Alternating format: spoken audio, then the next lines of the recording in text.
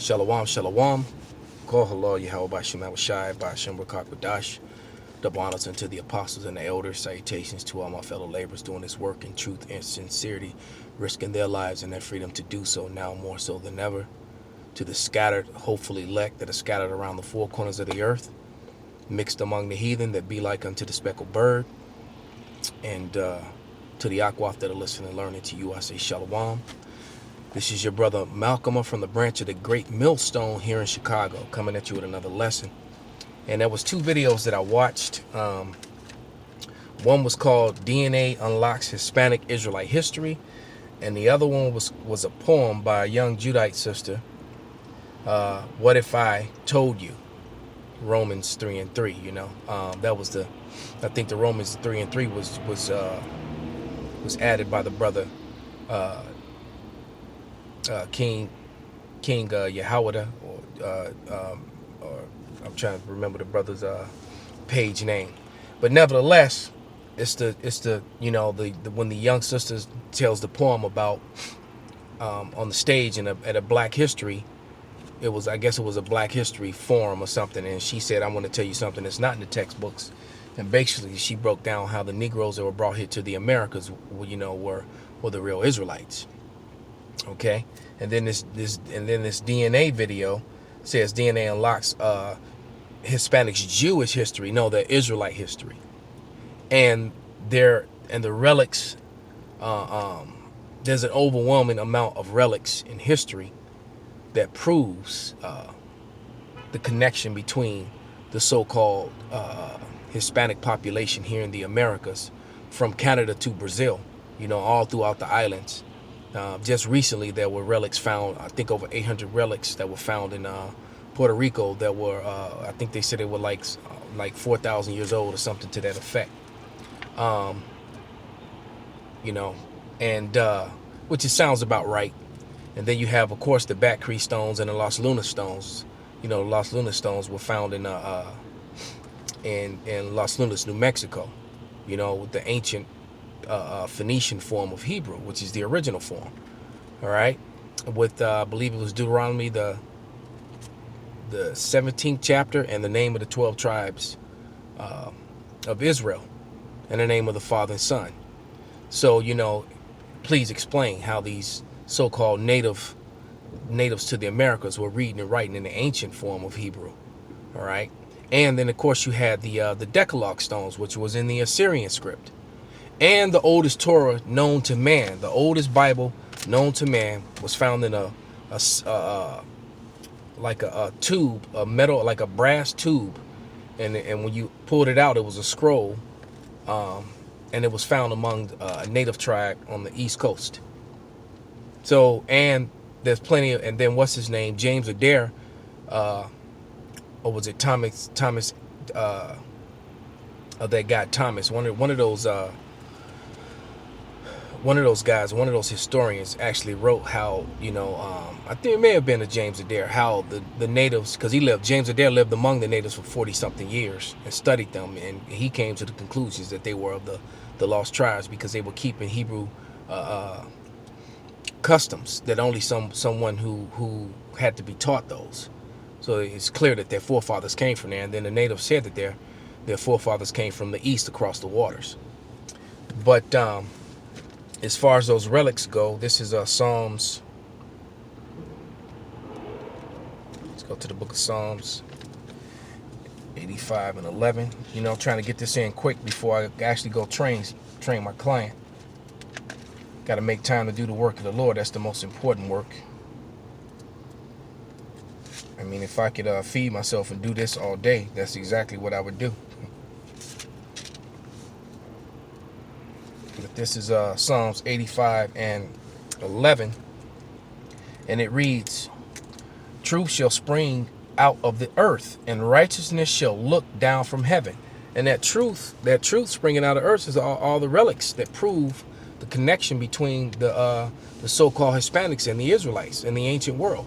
And the same is with the Southern Kingdom, the so-called Negroes. The relics are overwhelming, you know, matching up with history and prophecy.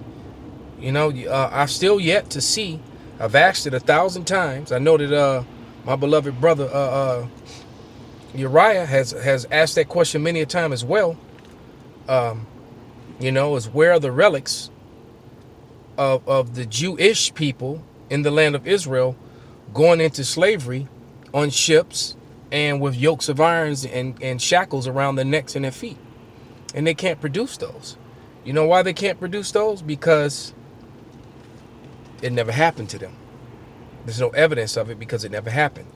All right, you can't make the Holocaust match up with Deuteronomy 28th chapter, no matter how hard you try.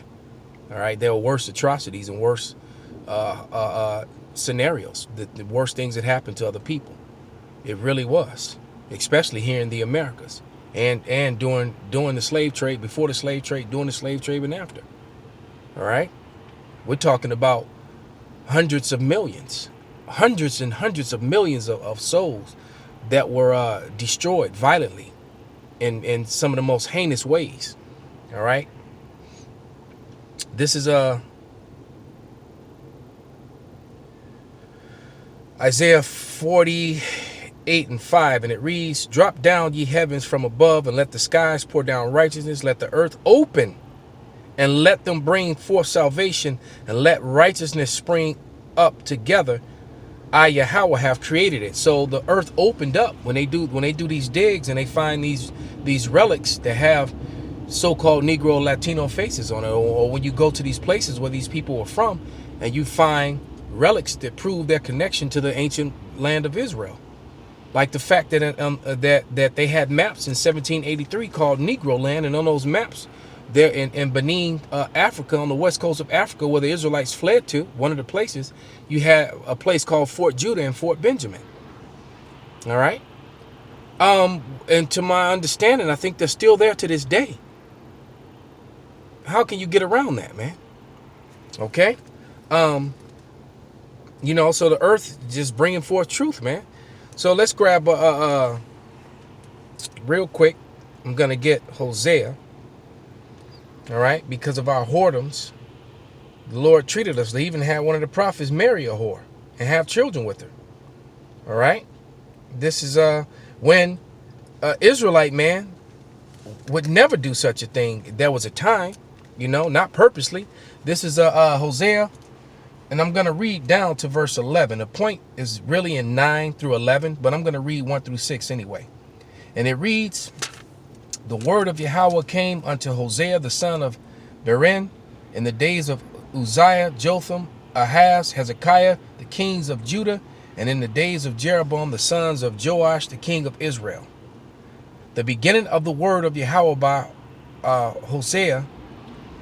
And Yahweh said unto Hosea, Go and take unto thee a wife of whoredoms, and the children of whoredoms, for the land hath committed great whoredom, departing from Yahweh." So it's like our whole nation committed adultery, man. And so that was the punishment to the men of Israel. Our women became whores, man, collectively. Not every last one of them, but like there's a scripture say, your daughter will commit whoredoms, your wife will commit whoredoms, and they have. And they do. That's why he calls us all adulterous people, all adulterous nation. Why? Because majority of you out there, the viewers that are watching, you were born to a woman, and your father wasn't the first man that she was lied with. Some of you don't even really want to know how many men some of you, your wife, your mother has laid with women too.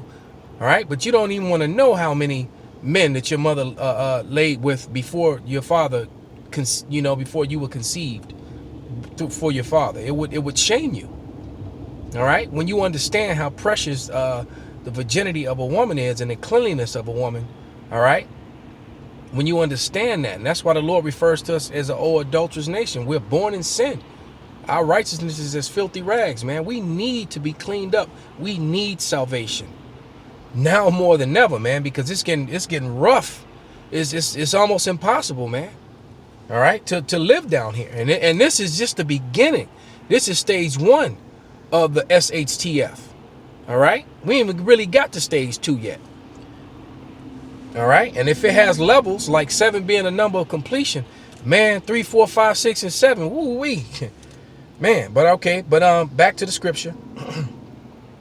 It says, verse 3, So he went and took Gomer, the daughter of Diblaim, which conceived and bare him a son. And Yahweh said unto him, call his name Jezreel, for yet a little while, and I will avenge the blood of Jezreel upon the house of Jehu, and I will cause to cease the kingdom of the house of Israel. And it shall come to pass that day I will break the bow of Israel in the valley of Jezreel. And she conceived again and bare a daughter. And Power said unto him, call her name Laruhamah,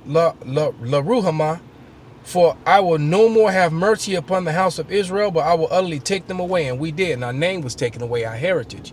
And we were labeled black, Hispanic, Negro, Puerto Rican, Mexican. We were labeled all these bywords, just like the scripture said it would be. All right. That never happened to the Jewish people. According to them, they've always known who they were, making them not fit the prophecies. All right.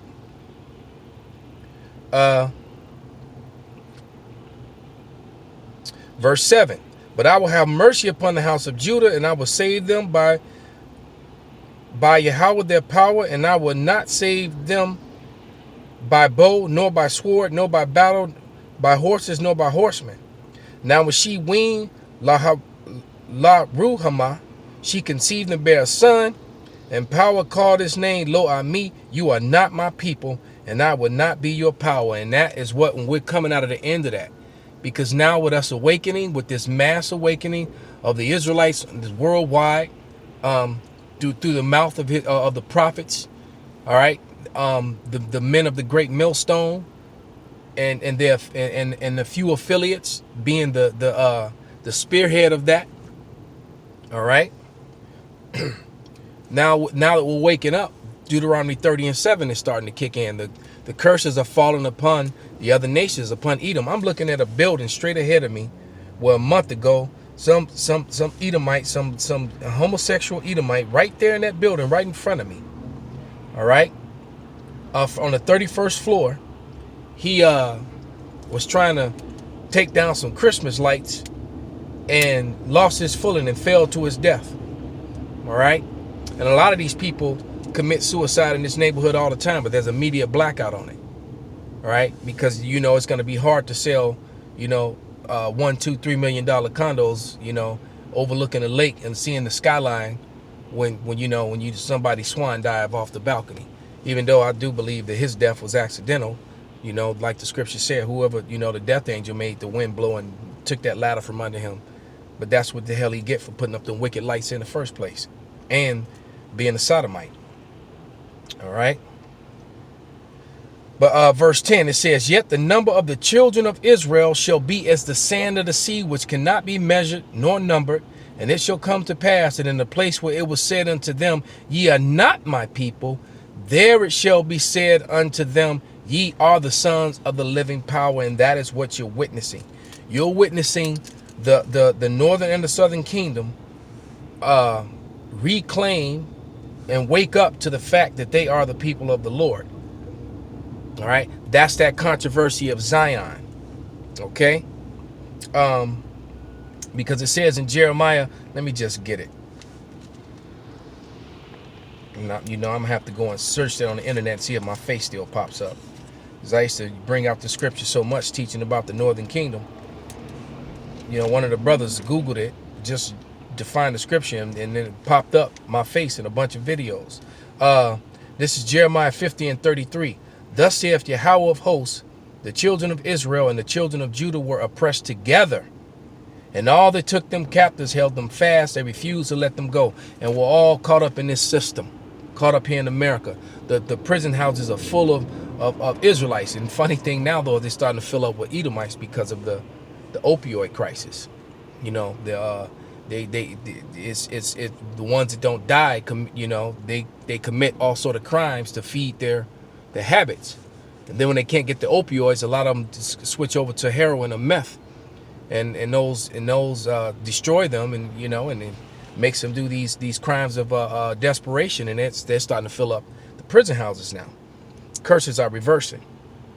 All right, but let's get one last scripture.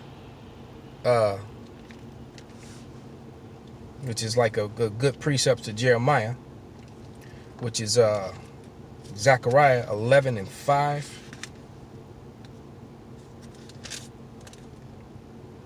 And it reads, who possessors slay them and hold themselves not guilty.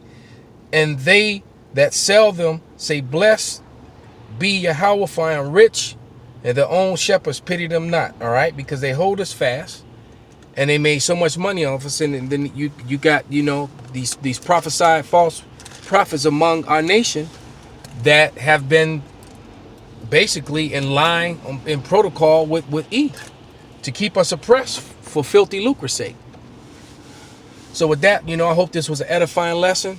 Call Halal Yahweh Bashem Abashai Bashem Rakak Wadash Wa Abba Babal Shalom.